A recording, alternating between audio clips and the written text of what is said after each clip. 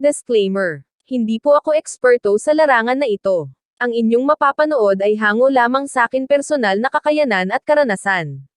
Huwag po kalimutang mag-subscribe, i-like at i-share ang video na ito. Maraming salamat po.